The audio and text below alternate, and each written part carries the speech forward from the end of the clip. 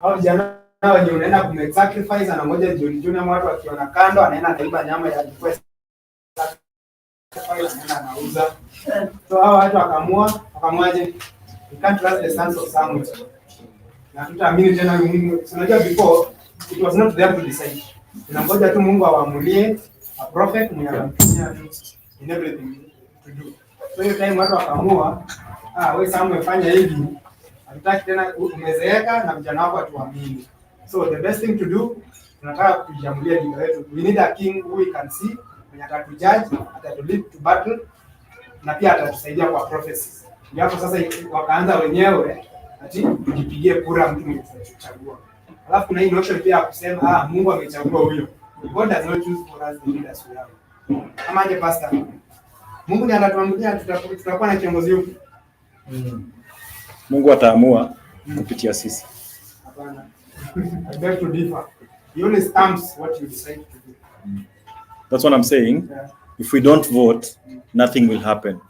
So we have to take action and actually vote. Does he influence our vote? No, he does not influence our vote. Yeah, na stamp tu. Ukichagua bad leader, usianze kusema ati Mungu ananichagulia huyu. Yake tu ana approve whatever you decide ni wewe. Si kama maisha, ukiamua tu kulive maisha yako mbaya, usema ati I'm made in the likeness of God, hata Mungu akukaa mimi. Mimi ni mwizi, hata I'm made in the likeness of God, hata Mungu ni mwizi kama mimi. Sawa. So tujitokeze na hiyo. And with that, I think I'm done unless there are any questions. I do have a question. Yeah. This is the first time voting is going digital with the king system. I've had a lot of politicians being skeptical about the digital thing. How are you reassuring politicians and currently we are doing there is a mock transmission of votes happening like in every polling center. Na hiyo tunaenda na watu wa the politicians, they are the stakeholders. We have to see voters wa hiyo place. Unavutia wapi? Right. So kuna watu wanakuja hapo na the entire thing. They transmit results. Sisi tumekuwa hapa na these are sample ballot. So there is also a sample transmission. Yenye tunaamua to transmit hapa and the tallying center receive it. So currently the entire 47 counties wanashinda wakifanya those mock transmissions kuhakikisha hii kitu inafanya. Usiamue tu ile Nairobi hii kitu inafanya alafu kwa ground uende ifanye. So tunahakikisha like 2017 tulisema hii kitu itafanya, this time around we are moving a step closer. Tunaenda hapo every polling center, every tallying center. Tunakuja hapa, this is the polling station, let's transmit these votes. Na to make sure okay, network ya itaangu wakati wote. So tukitransmit sahihi, hiyo message imefika pale. So una transmit alafu wale wanakupigia simu na kusema umepata. They have to acknowledge that it imefika. Sawa. So that transmission will be electronic. But voting has to be manual when it does not pick. Ukifika ile teknolojia ya US na mtu tunaweza vote ukiwa within your comfort of your bedroom. Another question? Yeah, mine is concerning safety because tunaona ya kwamba the IBC have decided to use their cylinders as a backup in case of a blackout. Yeah. So how are they planning to, because their cylinders, it's not something so good made in the open place or where there's a congestion of people.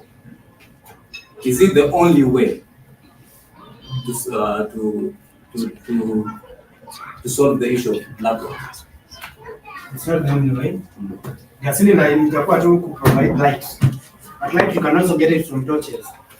Na hiyo vitu imeprovidiwa, you see, as I told you, the IBC will be to count and to transmit votes and to announce the winner. Now, scenario of safety and when watu wanakuwa skeptical about. Let's say this is a polling station. And someone knows that in this polling station, isi ngome yangu. So, nataka kuhakikisha kwamba anything here, you see, after counting, I told you the PO is final. PO kwanza ni ataamua, acha nirudi kwanza huko. PO is the final person. Yeye ni ataamua kama atapiga kura ama atapiga. 2017 kulikuwa na ile kitu ya form 34B. Nisikia sana kotini ikisema sema. Hiyo ni time mtu wakati wa registration, let's say $10 ziko zifanya. Mtu umetoka mjengo, yani haki yako kupiga kura kuregister. So hiyo form $10 zako ziko Kimskit because wewe unachukua kufanya. This time round pia unakuja Kimskit $10 zifanye. So ukitumia manual, there's a form to fill. That these are the number of people when you have to near Kimskit. Because wakati wa kufanya what percentage of the people turned out tunatumia Kims. But now this manual ni scenarios ambazo mtu atapatikana Kimskit. So you have to fill a form that the PO ana preside over that hauko Kims au kutumia. Unajua sasa ukitumia manual Kims haitahesabu umepiga kura. So hiyo ndio ilikuwa kileta shida. Watu wanasema ati kuna places wenye walipiga kura ni wachache kushinda wenye wameannounce. Tumekuja Kimskit, tuko watu 20. Kimskit tu watu wenye vidole ziko sawa ni 15. But wenye wamepiga kura ni 20. What happened? Because ule vidole hazikupatikana akatumia manual. But sasa you have to fill that form. Now, tumepiga kura. Unajua nikichapa transformer fulani kutakuwa na blackout. So in this time of blackout tunangoja tu kuna agent wako huko amejiseti tu zimefiwa zimemwaga kwa table zima stima. Sisi zinakwambia imemwagwa down. Haya tunataka kuhesabu stima ika lose. Tuhesabu aje kupiga kura. Mtu anaweza shika hizo pepa zirarua haraka ndio si wote tuko kwa giza. Ama kama mtu alikuwa amezia kazi yake kwa mfuko mapema azimwage hapo ama nini. So hiyo ni kuhakikisha tu it's just a backup to the nini, but people wamejenga kwa hata simu inaweza mulika. So hiyo story ya gas ni ku provide tu light in case of blackout light. Case hakuna electricity pia kuna nini kutakuwa na hizo lights. Another thing, every polling center the maximum number of people between that 6 and 5 according to calculation at time mtu anaweza chukua is 700.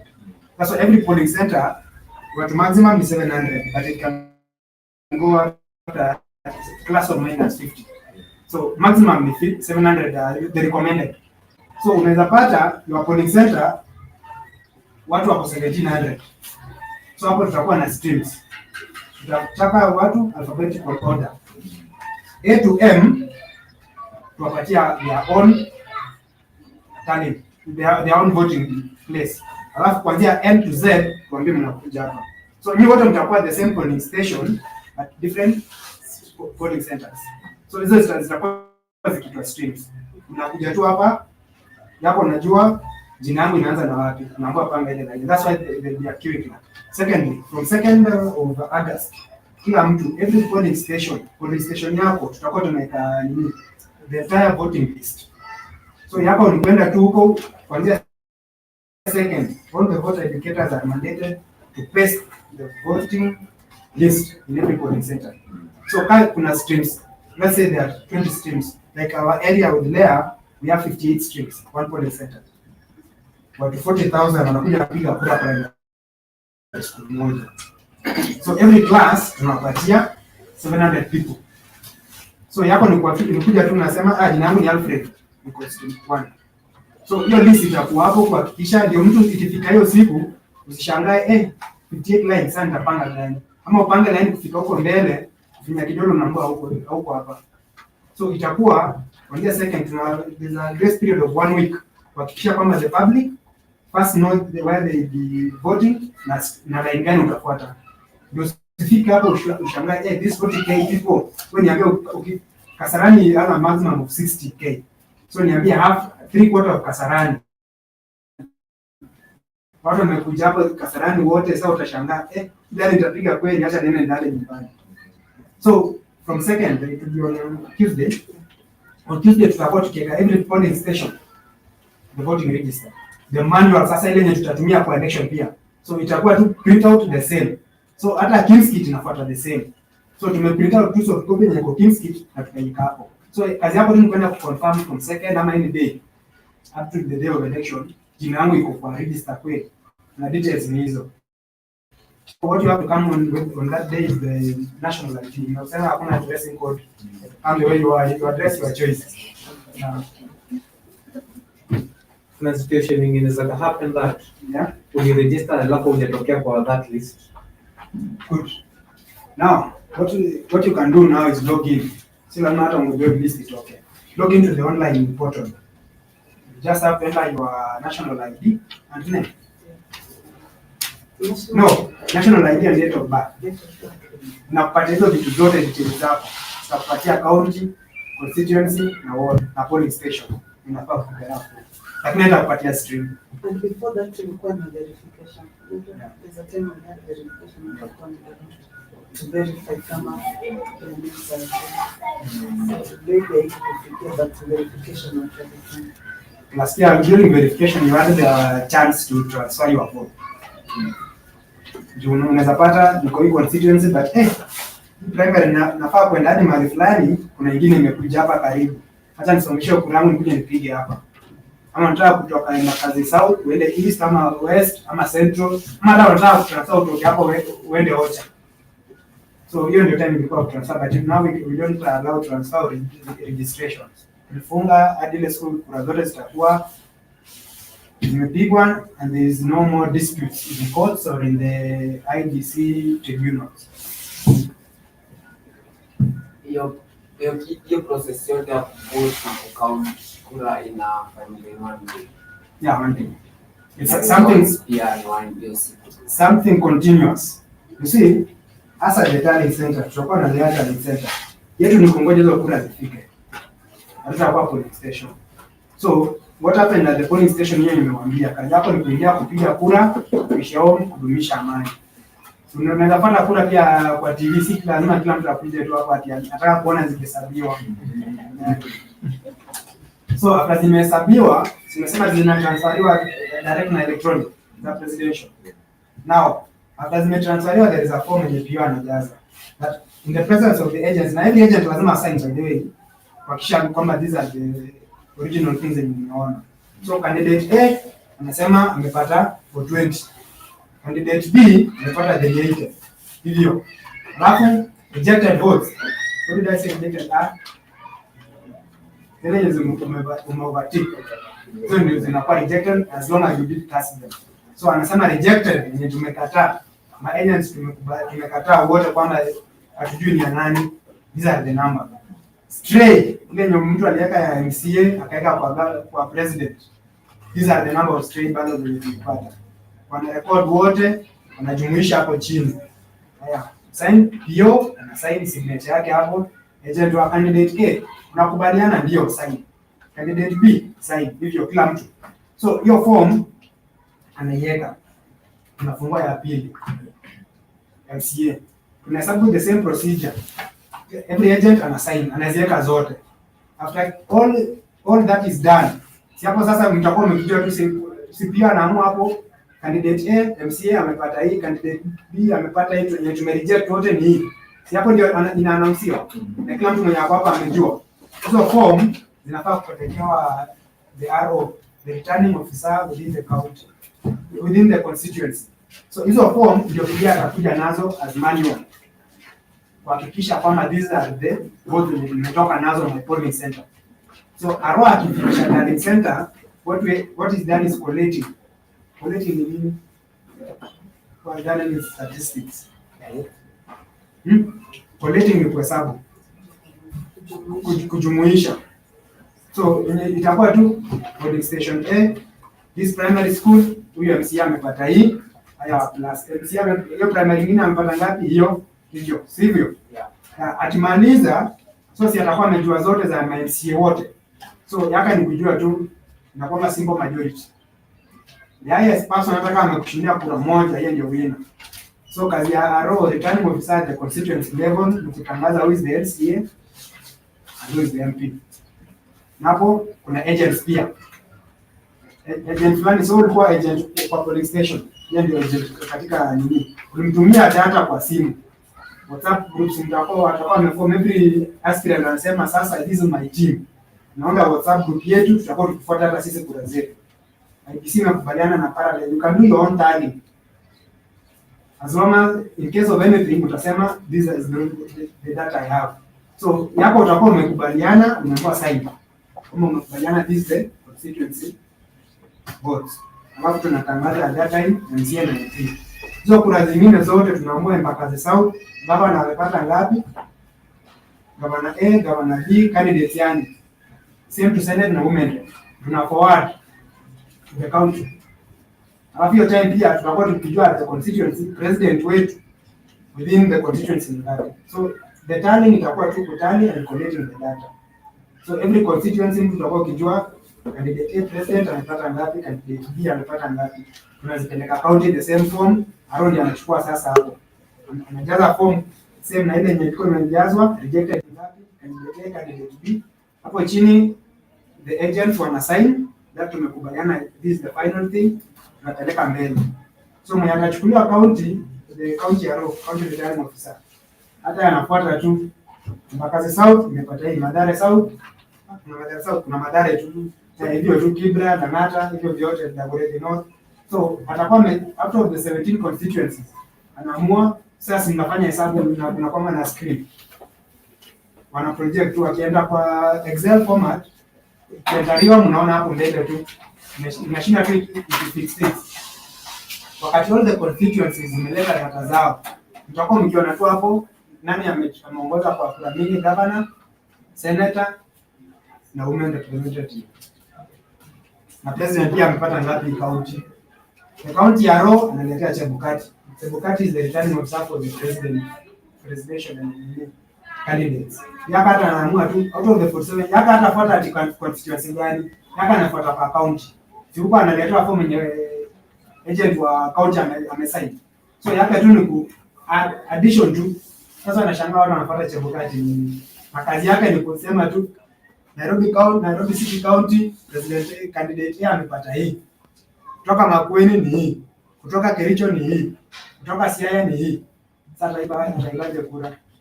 Na kura zinatoka huko chini zikiwa signed forms. Sawa. Yeah, so that will be the electionary meaning. It will be something continuous. That's wanapatanga watu wengine by saa 9 hapo, saa 9 usiku watakuwa wanaanza kuhesabu. Hapo ndio unaanza kujua polling station kura zimemalizwa, unapeleka constituency. Constituency by saa 6 the following day mchana tushamaliza. County labda usiku tena the following day. So it's something continuous but it takes time. Election is on 2nd. After Wednesday 9 by 10 tushajua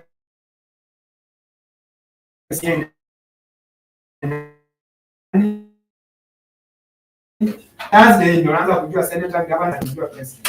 So what happens ndio watu wanasemaje na hapa Nairobi ni rahisi. Hapa ni South, kwa makazi South. Tukitoka barabara iko east. Tukifika Doni past Doni Shangla West. Hizo kura zitafika haraka Bomas. But now consider a county like Marsabit or Turkana. Road kwanza ni mbaya. Ukinyesha kuna flood, choppers lazima ziwe. And as a turning person hata tumia simu. Wewe mazee, hebu niangalie haraka za president ni ngapi kama nipigie picha. You have to hold it physically. Wakisha this is the same thing because with technology you can do Photoshop. So hiyo mtu lazima apate the arrows na county arrows, lazima apate hiyo kitu physically from the PO and the arrow. So hiyo kitu inapita time. Tunapatanga kura za president zinafika Friday ama Saturday. Mtu anasema kwa hizi time yote tumekuwa figures. We have nothing like cooking. We are not chefs. Ours is just to count. Any other question? Clarification, addition. Kuna time nyingine nimekuwa nikisikia. Yeah. The winner are supposed to have 50 plus 1 vote. What do they mean when they say that? Good, thank you for the question. Now, nimesema member of county assembly, MCA, MP, governor, senator na women, a simple majority. Simple majority, you're okay when you're winner. Now, for the presidential election, it's not even 50 plus 1 PK. You should be having 25% of the cast votes in 25 counties. You're number one. Number two, sasa umepata at least 25% in 24 counties. Yani more than half the counties umepata approximately 25% of the votes. Ni watu wamepiga, si registered. Now, after umepita that threshold, nationally unafaa kuwa na 50% of the cast votes, alafu plus 1 vote. See 50%, so not 50 plus 1%, it's 50% plus 1 vote. So registered voters currently, we have 20 million. We nipatie the exact figure, tufanyie hesabu. 20 million. Your number compared na last time imeongezeka ama iko? Imeongezeka, last time we had 16 million. This time we have 20 million. And the population of Kenya is 48, according to 2019. So we have roughly 47% of the Kenyans we are registered with the commission. Because rumors has it that this time many people have not registered as voters. That's a lie, because if you look at the statistics, it will tell you the truth. If we have 20,900 and something registered voters in a population of 48, does it tell you? So, sasa watu ni wengi gani? 18 and above or 0 to 18? 0 to 18. 0 to 18 ndio wengi, sio? Lakini kama kuna 47% of the total population wako registered. Sio nakwambia kila mtu ni kama register. Ni wachache tu hawajaregister. So let's work with 20. Acha tule hapo. Let's work with 20. Yeah? 22 million. Yeah, 22 million. 480. 148. 148. Now, we have 22 million registered voters. Let's say 20 million. Tunataka tumia piga yenye itakuwa tu exact. Sema these 2 million people watapiga kura. Labda those 2 million ya maana mimi mwenyewe sitapiga kura. Let's say nitacombine to offer the commission. Kama kuna polisi wanakubaliwa kuvote, hata kuwa Chebukati mwenyewe labda atapiga kura. Na mimi sitapiga. Na labda wewe tu unregister na utapiga. So let's say 20 million people watapiga kura. So for a winner to be declared, anafaa kuwa na 10 million and 1. 50% of the cast votes plus 1 vote. Yani ikuwe a majority. Because we can have a scenario yenye sasa presidential candidates ni 1. Let's say candidate A amepata 7 million. Candidate B amepata 8 million. Candidate C apate 2. Na candidate B 15 apate 3. That adds to 20. Hakuna winner hapo. We go for a run of juu. Au wote mtu amepata 7 million, 8 million, 2 million na 3 million. Na constitution inasema they have to have 50% plus 1 vote.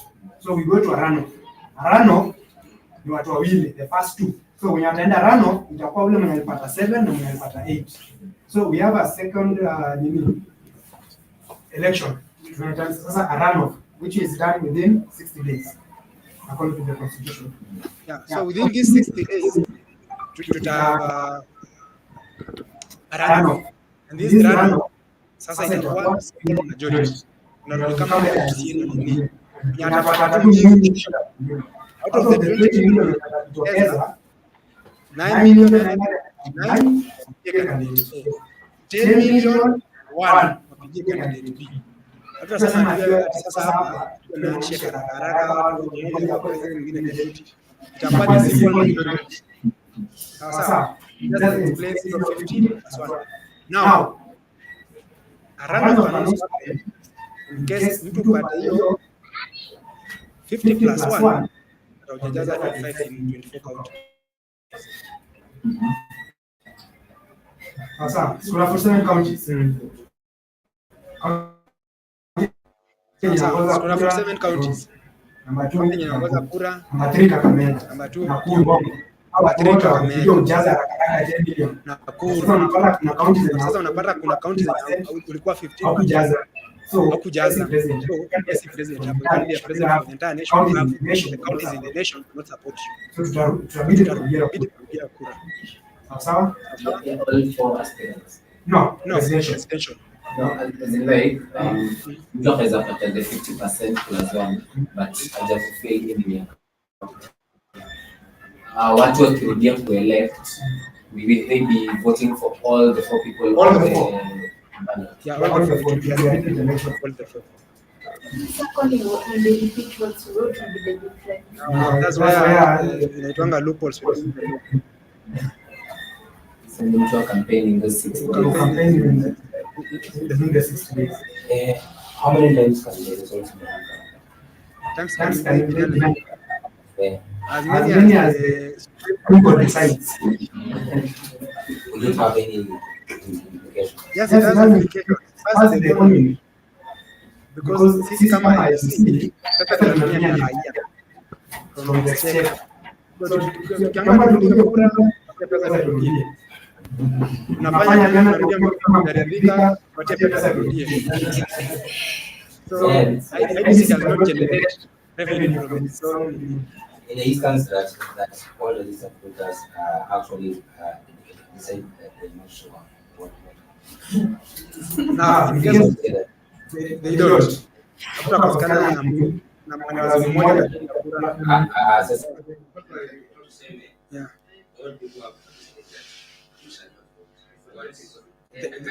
The candidates will vote. Yeah, si candidate ata vote. Unaomba kura upige, lakini wewe mwenyewe utakuja kupiga kura. Yeah. So hakutakuwa na scenario where it will be zero. It can be zero in a polling station. Out of the 4 presidential candidates, hakutakosa na polling station yenye the entire people in the 700 haitapigia mmoja, but haitafika place yenye the entire county hakuna mwenye alimpigia hata mmoja. Sawa. So let's say watu wameamua kuboycott the election and the law is very clear. Number 1, you have to have 50% of the votes plus 1. Wenye amepiga kura sio wenye ameregister. Tuseme the entire nation waamue tuna boycott election. How many people wanavai in this election? The total from MCA to president, it's around 15,000. Tuseme this 15,000 pekee the entire nation wameamua ndio atapiga kura. Si MCA ina place wataamua kupiga kura wenyewe. Na IBC tutakuwa hapo kuanzia 6 hadi 5 tukingoja mtu mmoja akuje piga kura. So let's say in this polling station tuko na MCAs aspirants 4, ngine ni governors. Hii tuseme ni hao wawili wenye tuko nini, governors wako wangapi? Sio wawili. Igathe na Sakaja. Tuseme hao wawili, women rep wawili, governor. So in this place let's say watu 6 watakuja kupiga kura. Tutatangaza the 6. Those will be 6 within Embakasi East. Tuseme that's the total votes. Now, these 6, these 100%. Out of the aspirants wenye anavai ni 4. Tupatie 2, 1. So the first 2 wako na 2, alafu wengine 1. That's 6. So ours is just to know in Embakasi, tuseme in this Nairobi County, that candidate A with the 2 votes is 2 out of 6. Sio ni 30%. We are already meet threshold ya kuongoza in that county. So meet the threshold ya kwanza ya kuwa above 25% in 24 counties. Ikikuja nationally tuseme amepata 8 million. Number 2 amepata 5. Hiyo mwingine 1. So ours is not to know the number. We don't mind the number. It is the percentage of the people turn out. Ndio maana tuna preach kila mtu please jitokeza upige kura, because hiyo kura yako moja ndio hiyo plus 1 yenye wanataka pale juu. Sawa? Any other question? Clarification?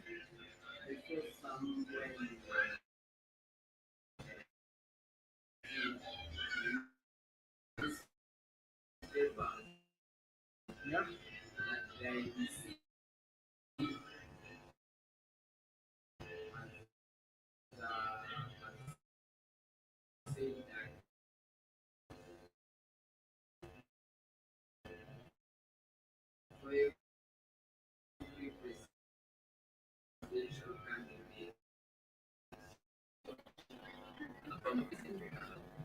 I'm not such a one other thing.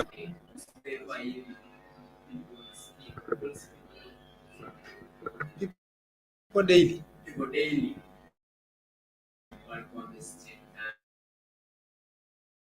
Ilikuwa imeamua, unajua among the mandates za IBC and it's there within the Election Act na Constitution.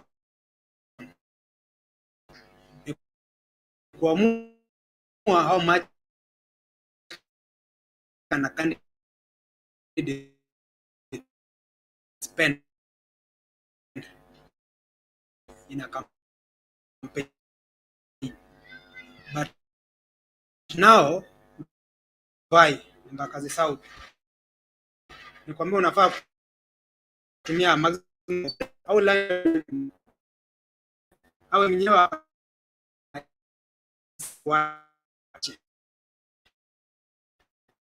wagoje. Mimi niamue leo, Belida uko wapi? Niko Imara Daima, bado ako South. Mimi niamue na gari yangu, acha nimchapie campaign hapa ya pipeline. Sitakuwa nimemchapia campaign lakini haiko ile 100 milioni yake. Sitakuwa nimetumia yangu. So that's where commission haitajua ulitumia shilingi ngapi. So ilikuwa imesema like for billion ku campaign na maximum national presidential. So it was trying to cap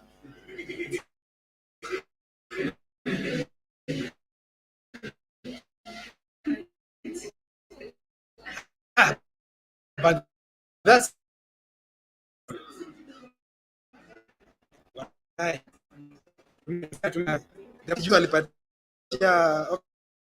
okay, let me not go to the politics of the figures.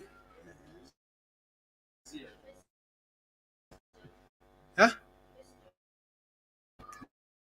Yes.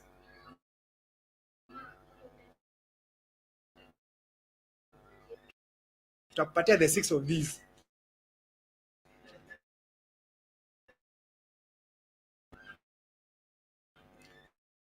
Now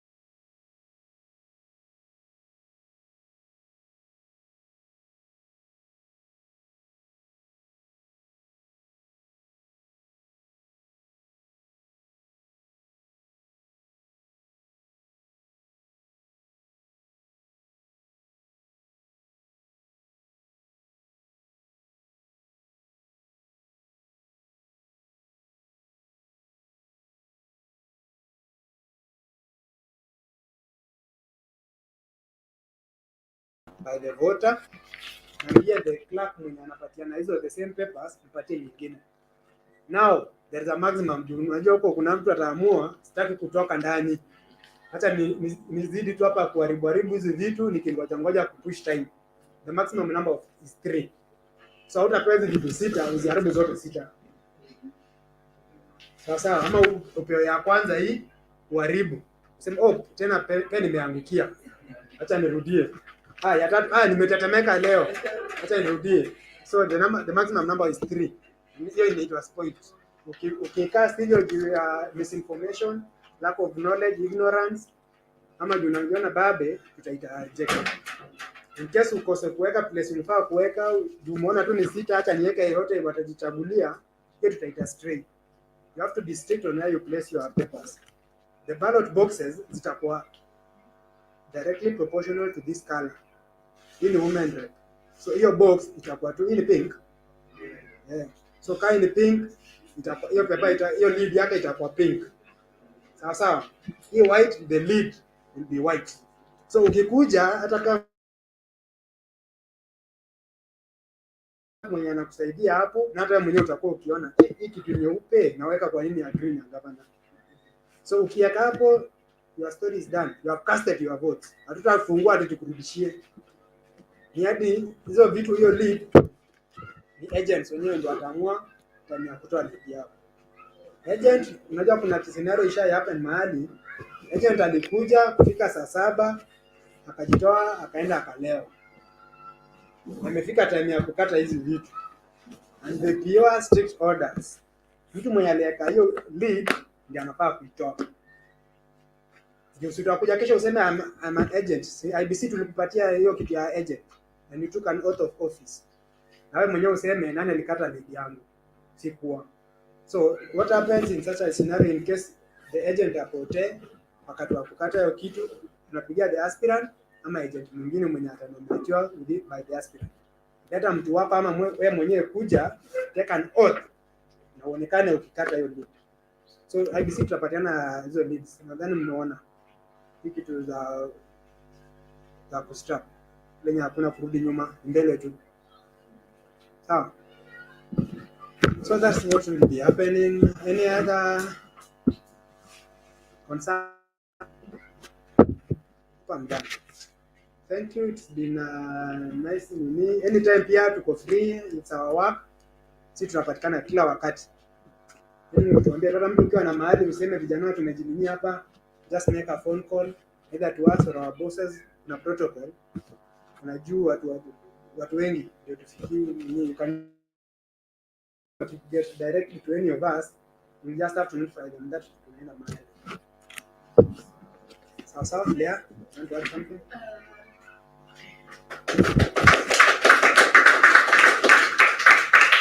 Kwanza nitawashukuru, tumepata wanafunzi wazuri, yaani mmekuwa patient, mmetusikiza, lakini nataka tu niwaulize, tumesema elections ziko lini?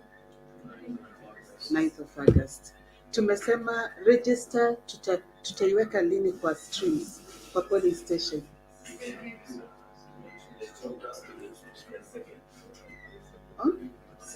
Second, sindio? Alafu nataka kuwa sure ya kwamba safety itakuwa, because security itakuwa enough, so siogope kuja kuseme huko kutakuwa na vita ama nini. IBC imesimamia security ya kutosha, iko na security ya kutosha, na kati yenu hakuna ule yuko clerk au yuko clerk. Okay, next time mkisikia kazi kama hizi mna apply, because IBC napenda youths at least wale for digital, yeah, so that mnaweza pata hizi kazi.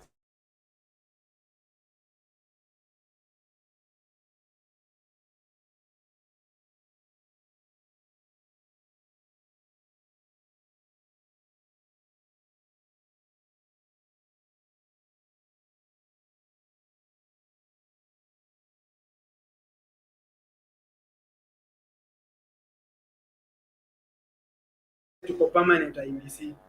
Mtu hapa anakuja na agent wake, agent B. Tunapanga laini watu hatakuwa 700 at the same time. Tuko maximum 700. Watu wako 50. So mtu anaambia wengine kazi yako tu usimuone vile watu wanachapanga, hata vile hao manamba wanafanya kwa gari. Unajiseti tu nani aende mahali lakini kujaza tu laini. So kuna mtu anakuja hapa laini pia anakugonga gonga tu, shika somo. Enda pigia mtu fulani. This is what happen. Yule mtu akishikwa, that's an election malpractice. Ukiaccept. Yeah, utashikwa but uko mbele. Tutasema that's why hizo kesi hazifikangi mahali. Amekupatia do. Ni wenyewe mmeshikwa. Mko kwa gari wewe sema tu niko nikidai hizo. Kama alikuwa akinipatia change. Yeah. Ama uruke hiyo story. Hai, kwani mimi sifai kuwa na pesa? Ilikuwa ya lunch yangu, nipige kura ni by lunch nikiishia home. So hiyo inaleta na nini, we can't ascertain ilikuwa voter bribery. Number 2, destruction of voting materials. 1 million fine. Umekuja hapo umekuja hapo jopeni whatever is going on, na unajua security ni moja, mnaweza jiseti tu vijana 20 security hata wapiga risasi nyinyi wote. So nyinyi muamue nyipo kwendeni huko na hizo vitu zenu mwanza ku destroy hizo vitu. So that's an electoral malpractice. utafungwa. Number 3, any violence meted on commission staff. Ufika hapo tu uanze hii Belinda huyu kwa nini ananiringia? Hajui madem mimi niko nao wengi. Hata nimsabe kofi. Sawa. So those election malpractices. Lakini mtu hautasema hapo ati nikuja na slippers naweza rudishwa. But that's your choice. Wewe kuja vile unakuja. Another thing, hiyo siku ya election, please hautakuja na kama dressing ukuja na nguo ya baba ama ya Ruto ama hizo colors because hiyo ni kama ku-influence wengine wale wako kwa polling station. So you don't label yourself na t-shirt ya aspirant ama anything ya aspirant, hata kofia. So unakuja tu so make sure tu umevaa tu nguo za raia, usivae hizo manguo hizo sasa hizo material, campaign material. Yes. Asanteni sana.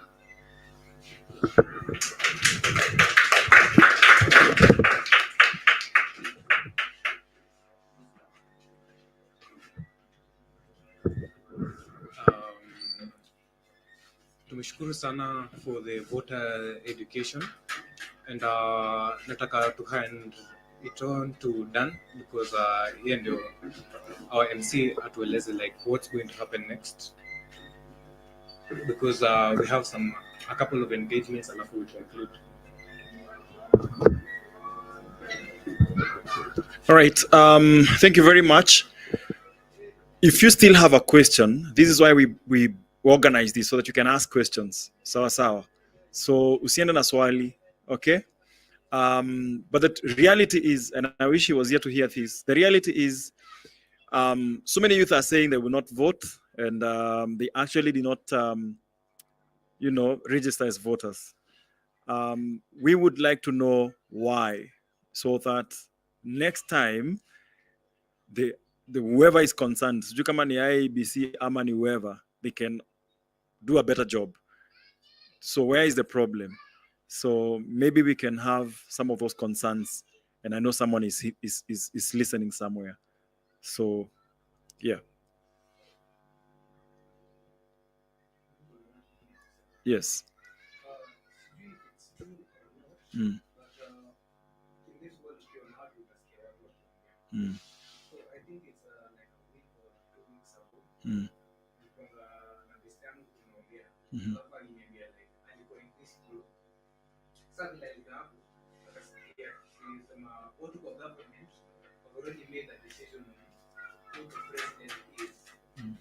Na ni kitu yenye okay personally vile unajua watu wanasema watu walishachagua sisi wa Kenya tuna vote. So unasikianga what's kama hizi kama hizi alafu uko like very skeptical on deciding on if you go to vote ama you want to vote. And ni kitu ina personally mimi inaniaffect. All right. So what has it that it has been decided who will be the president, etc., and especially the president? Okay. So that is why you don't see a reason why you should vote, because I have no, my vote doesn't count. Okay. All right. Mm-hmm. Kila aspirant yuko na strategy. So that could be a strategy ya kufanya mwenzake aone ya kwamba tayari alishashinda. Unaona? Ama kufanya wale watu wa wenzake sijitokeze. So don't take it serious where you are the one you want. All right. We're just picking some of the concerns why the youth is not pro-voting. And I think this is not just in 2022. I think it has been so. So why is it so difficult for the youth to trust the process or the system? Uh-huh. I think I just say the same thing that Sage said. There are a lot of misconceptions about the voting system, like he said, and most people usually feel like their vote doesn't count, whether it will be semeje, watadanganywa, or most usually have the idea that power corrupts. So hata wakichagua mtu mwenye msi anakuanga role model and stuff, but tukimwingiza hapo ataanza kutuibia pia, ataanza kutufanyia nini. So I think people have lost faith in the voting integrity and mostly in the aspirants themselves, and I'd say it's probably because of past experiences. And I think that's just a deeper conversation. The one that I can think about is the first point I said, the one for where people have misconceptions.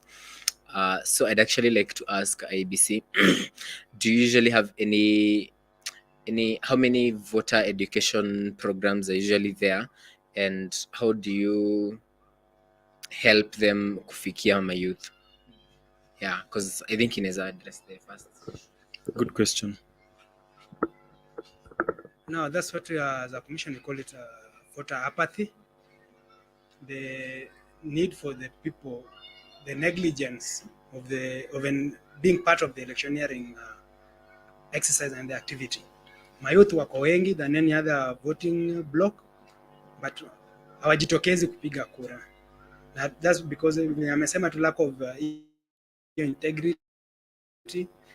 That's negligence, not the negligence, I can call it ignorance on the truth. Yani mtu anasema tu juu ameambiwa na mtu fulani IBC I conduct election poa, so anaiamini. So vile amesema tu IBC has to really enhance. It's one of its mandates of election education. So that should be among the recommendation to the commission, that they should budget more on election. Alafu pia moving forward we can have programs, let's say on the TVs or the radios, whereby the IBC can educate these people continuously, not that ikifika tu wakati wa election ndio tunajitokeza tunaanza kufunza watu, because politicians pale nje wanashinda wakimbia kila mtu January to December, IBC. So kama tutakuwa na program as IBC that ikuwe continuous education, tuseme on such a day or this time tutakuwa na electioneering, ama mwanasiasa akisema kitu we come with the truth, and as we are guided by the Constitution and the Elections Act or any other act that will be made by the Parliament or directive by the Supreme Court. So voter apathy, vijana vile nilisema tu nikipresent, wanasema nikipiga kura ama nisipopiga kura haitafanya chochote. Venye nilianza tu kusema hiyo bei ya unga, mtu anasema nikipiga hiyo kura by September hiyo unga itakuwa imerudi so, ama itakuwa imeteremka kuzidi hapo. Nikipiga hiyo kura hii barabara itatengenezwa, imeshinda ikiwa hivyo all along. Mtu anasema nimezaliwa pipeline, barabara za pipe zimekuwa mbovu ever since. Nikipiga hii kura nini ita change? So tujitokeze na tupige hiyo kura. Kura yako ni sauti yako, na labda as someone said, if you fear to make change then it won't happen. Sawa. So ama mwenyewe umezidi ukisema tangu zalia imekuwa hivyo, labda hiyo kura yako ndio ilikuwa tunangoja hiyo situation change. So tujitokeze, let's tell our fellow youth, tujitokeze tupige kura. We can't tell you to upigie nani, but participate. Hiyo sauti yako tu ifike, because hakutakuwa na conversation when there are no people. Ndio hiyo sauti itokee, tunafaa kuwa wengi. So kila mtu ajitokeze, si ati youth pekee, hata wazazi wetu tuambie tujitokeze tupige kura. Sawa? Thank you. All right. If you're watching us online, this is Cafe in partnership with TLX. We're talking about politics or matters politics, and today we decided to just go a bit into getting educated on how we can be better voters. Unfortunately, most of the youth will not vote, and that is what on the ground. We are not sure, and as we've been told today, it seems like we have more, or rather an increase in number in comparison to how things were in 2017. So it's a bit of good news right there. But as a young person or as an adult, wherever you are, and I know you're watching us, Why is it that you are struggling to trust the systems this time? We're just picking some of those, and I don't know who else has something to say from the audience that we have in studio. Mhm. Okay. My concern is for the political aspirants that we have currently, looking back on history, unapata like me personally, like sina confidence in whoever is there. I can basically say the new facing in Nimona, this time most probably it's Wajakoya, and as much as he's new, akona good ideas and all that.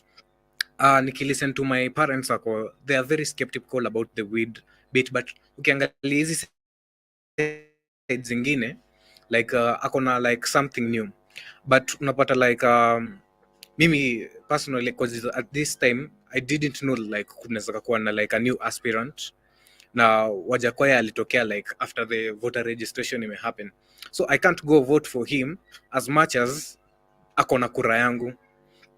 Na the previous ones hapo, like personally I don't have confidence in the leading ones, you get. So you find that I won't avail myself to go vote for the two of them, so I'll just sit back at home and not vote. Just to answer that, Wajakoya will be on the ballot. So it's your right. Nobody will ask you not to vote for Wajakoya. It's your right to vote for the right person you want. Be it Raila, be it Ruto. It's your choice. You're the one to make your choice. So don't stay at home. You go vote. On that, like before, like I heard about Wajakoya voter registration, like it had let's say it had already completed, so I couldn't go and register to be a voter. It already passed, and I feel like that opportunity passed. Maybe there are like people like me out there, so you'll find that it'll be hard. Maybe next time Wajakoya won't be on the ballot box, and seeing what would have happened, someone would be skeptical to go and register again.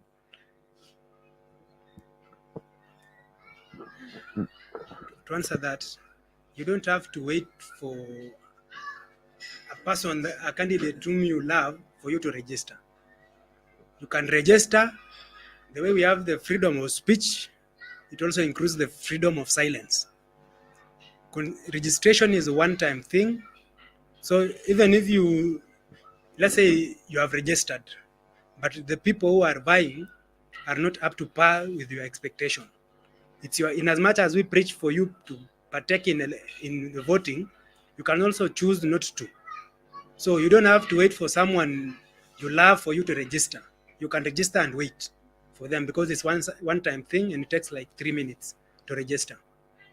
But in as much as all that said and done, registration closes, I think, 3 months to an election, and it will reopen after all the election has been, the electioneering thing has been done with, that there are no disputes in the courts or the IBC tribunal.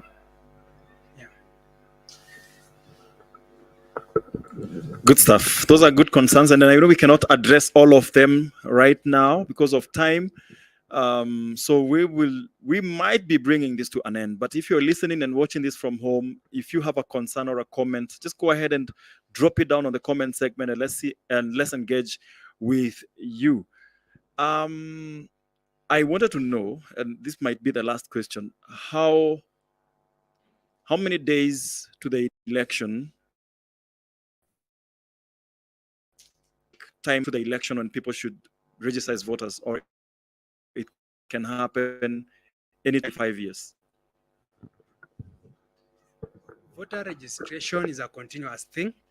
We only close the voter registration 3 months to an election, or as the commission, I'm not so sure, but I suppose it should be 3 months to election, so that we may start preparing the verification, or the people who want to transfer. In as much as the transfer runs concurrently with the registration, you can transfer at any point in time. depending on where you can be during the electioneering period, so you can transfer. But you can register at any point of time.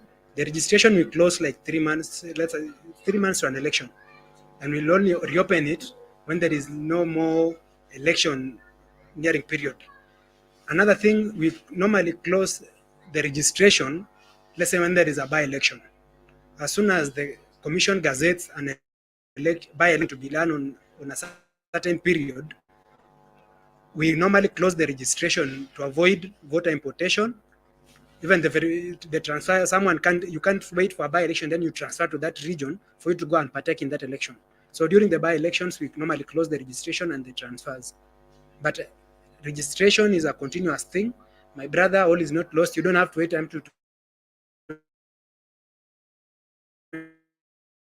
2027, October and September, when the IDs and register. You only have to come with your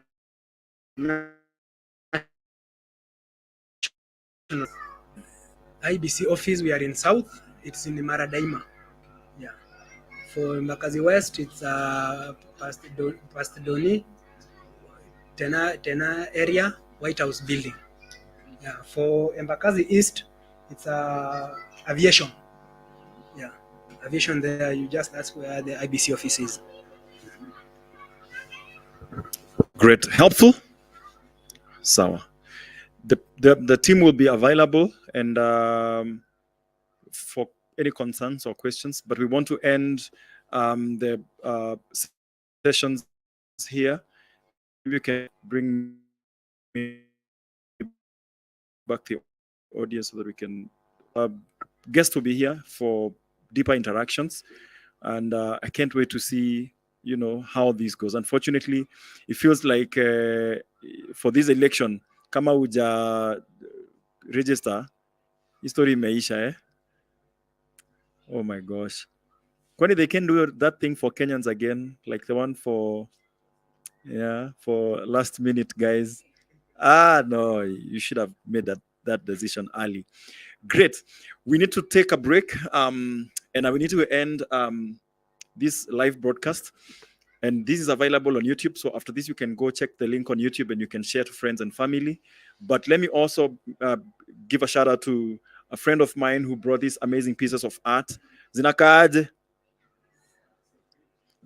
yeah? So ladies and gentlemen, put your hands together for Wina. He's in the building. And so this is the artist. Just come. Maybe a minute or so. This is the artist that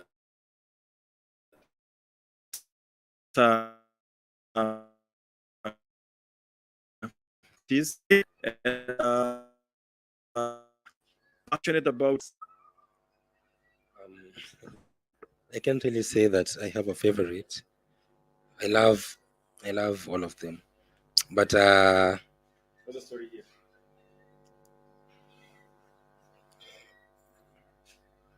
well, this one is about African love, African mothers and children, because for the longest time there has been a discontinuity between mothers and children in the African context because of so many things, colonialism being one of them, slave trade being one of them. As in, there's always been something that sought to disconnect the African child and the African mother. So this piece is just actually to celebrate that, to celebrate love, because we all love our mothers, don't we? So this is a celebration to all the women out there, to all the mothers out there, to the people who are not women but then still step up as mothers, to anyone who takes up the role of nurturing. Yeah, this piece is a celebration to every one of you. So yeah, that's the story behind this. All right, let's appreciate. There's always a story behind a beautiful piece art of peace, Cindy. Piece of art, Cindy. And it's amazing how I just picked them and we talked about colonialism.